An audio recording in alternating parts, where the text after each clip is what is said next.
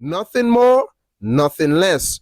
So, something that Dr. Umar said as well that has everyone talking. He said that has recently visited Trinidad and Tobago, and he reported that what he has learned is that there is serious racism going on there. The Afro-Trinidadians are suffering under Kamla and the UNC government. Well, I will not comment much on this because when it comes to race, it is a very sensational or sensitive and emotional topic when it comes to race, in particular, especially when it comes to Trinidad and Tobago. So I'm going to leave the video, let it speak for itself. Take a listen. There's only one Caribbean country, Art, that is standing in solidarity with Donald Trump. Guess who it is? Trinidad and Tobago. The Prime Minister of Trinidad, the Prime Minister of Trinidad and Tobago, Nicki Minaj's ancestral homeland. Well, technically, your ancestral homeland is Africa, okay? But the birthland of her parents and maybe herself, Trinidad and Tobago, they are the only Caribbean country, or should I say the main Caribbean country, standing in solidarity with Donald Trump's unilateral and illegal move to declare war on Venezuela without the approval of the U.S. Congress. Now, Art, you might ask the question, why is the Prime Minister of Trinidad and Tobago going against the entire Caribbean community and standing with Donald Trump? You want to know why? Most Caribbean islands have a black president and or black prime minister. Trinidad and Tobago is unique, Art, because the Prime Minister of Trinidad and Tobago, a woman by the name of Kamla, first name Kamla, okay? Not Kamala, not to be confused with Kamala, but Prime Minister Kamla of Trinidad and Tobago is an East Indian. So even though the population of Trinidad and Tobago, Art, is 40% black, it's also 40% East Indian, and it's 20% mixed.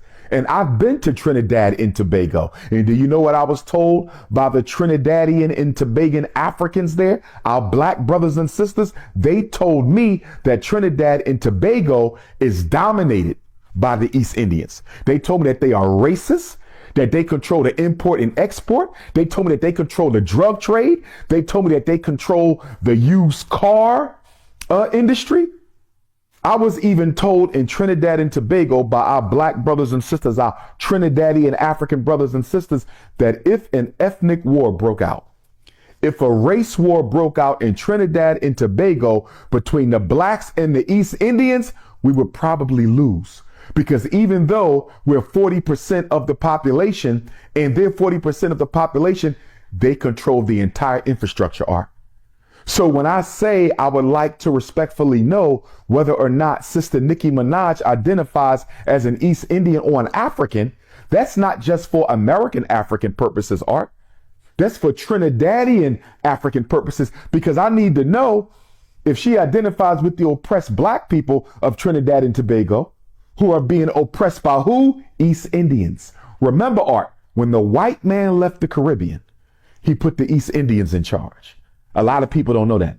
When the white man left the Caribbean to make sure black people would never get sole control of their island, he left East Indians in charge and he left Chinese in charge. And if you go to almost any Caribbean island today, you will find that either the East Indians or the Chinese are doing better than black people, even if there's more black people on the island.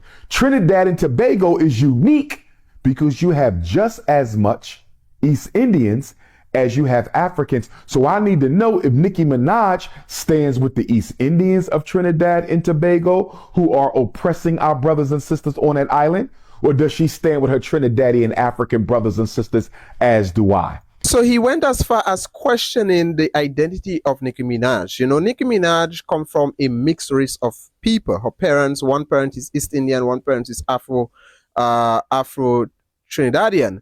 And that is the difficulty when it comes to you being mixed. You know, you are you are challenged, you are faced with the how I would say, you are faced with the decision, whether you stand with one side, you stand with another side, or you are in between. And here we have Dr. Umar questioning the identity of Nicki Minaj, saying, asking whether she is he wants to know whether she is with the East Indians or she is standing with the Afro Trinidadians. All right.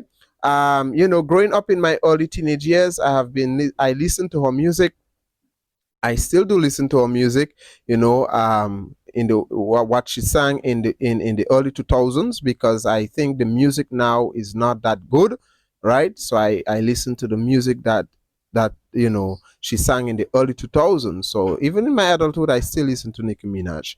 And I just want to say this. I will not get into the race talk, but I have always been told there's a race situation, in Trinidad and Tobago. I mean, there is racism all over the place, right?